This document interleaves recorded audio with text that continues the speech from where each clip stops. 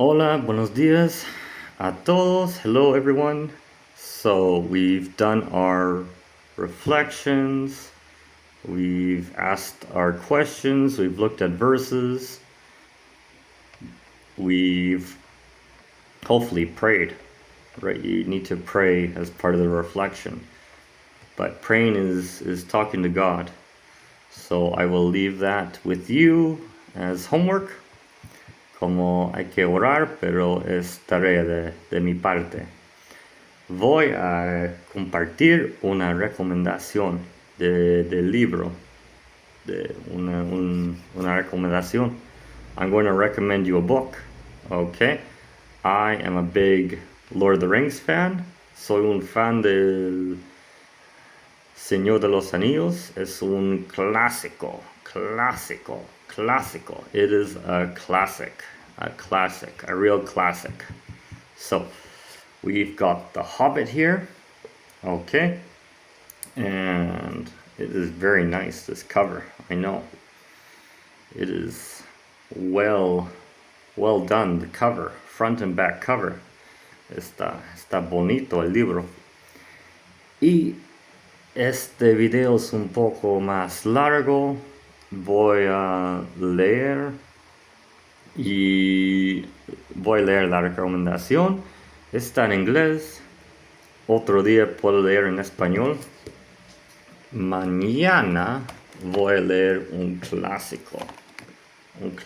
Si ustedes quieren saltar este video, como ay no inglés, ya no quiero escuchar, mira lo que tengo aquí. Wow. Así dice: 100 años de soledad, Gabriel García Márquez. Es un clásico. Y antes tenía Don Quijote, pero creo que en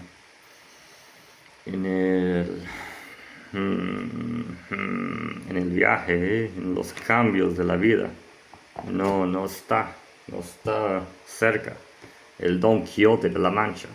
Bueno, voy a leer en inglés un poco y luego hay que empezar el día, pero está bien como solo hay tiempo limitado en el día. Así yo recomiendo que hay que leer. Yo recomiendo la lectura. ¿Por qué? Porque cuesta leer, cuesta pensar, pero es fundamental. It's extremely important for your mind. Okay, for your mind. I'm not a medical doctor, but I recommend it. Okay, so here we go. Over hill and under hill, there were many paths that led up into those mountains, and many passes over them. But most of the paths were cheats and deceptions, and led nowhere or to bad ends. And most of the passes were infested by evil things and dreadful dangers. The dwarves and the hobbit, helped by the wise advice of Elrond and the knowledge and memory of Gandalf, took the right road to the right paths. Bueno, rapidito en español. Este grupo está escalando montañas y Gandalf es el mago. Hay enanos y hay un hobbit.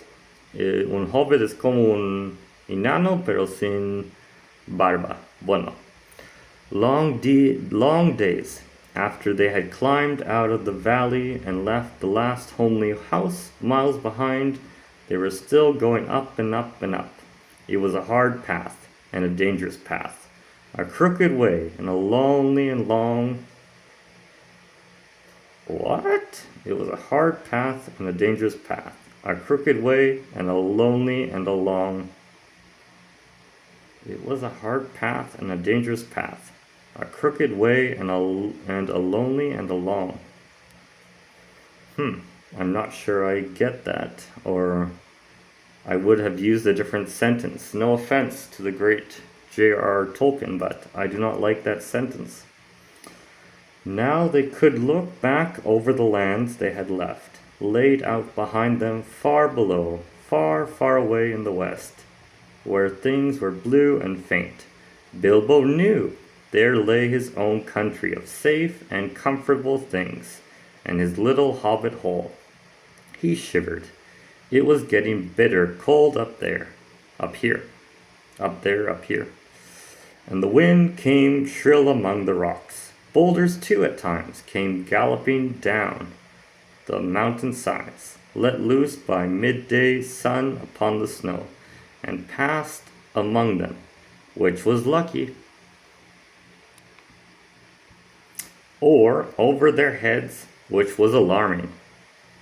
The nights were comfortless and chill, and they did not dare to sing or talk too loud, for the echoes were uncanny, and the silence seemed to dislike being broken, except by the noise of water and the wail of wind and the crack of stone.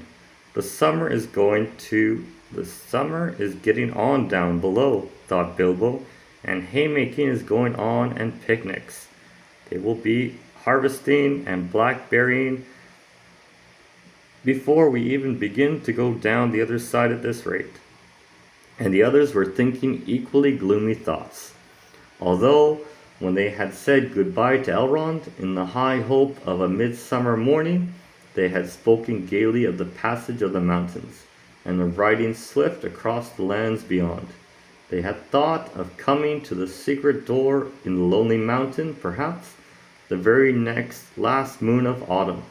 And perhaps it will be Durin's day, they had said. Only Gandalf had shaken his head and said nothing. Dwarves had not passed that way for many years, but Gandalf had, and he knew how evil and danger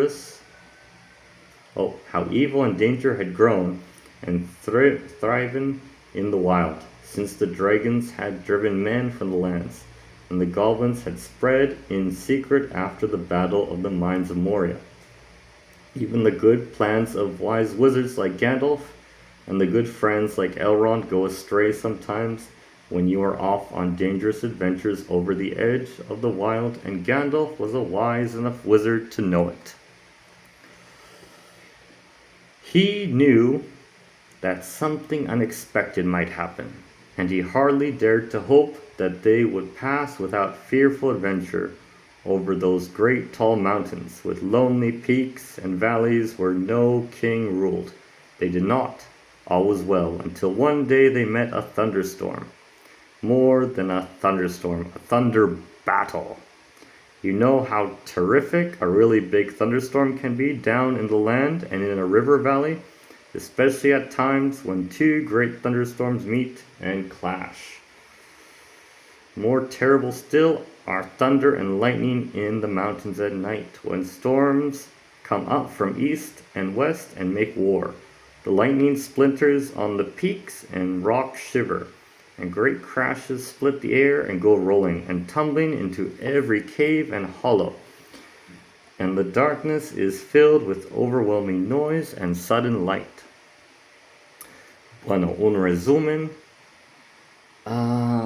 Este grupo está subiendo las montañas y hay mucha nieve, tienen frío, están tristes, ellos están pensando en otras cosas.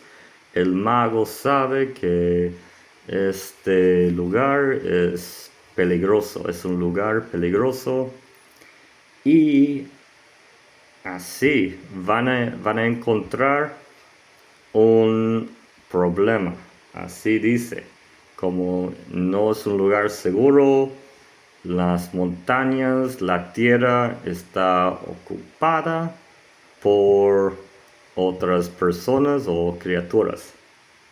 Ok, bueno, gracias por escuchar. Thank you for listening. I hope you enjoyed, and I hope you will go out and read The Hobbit.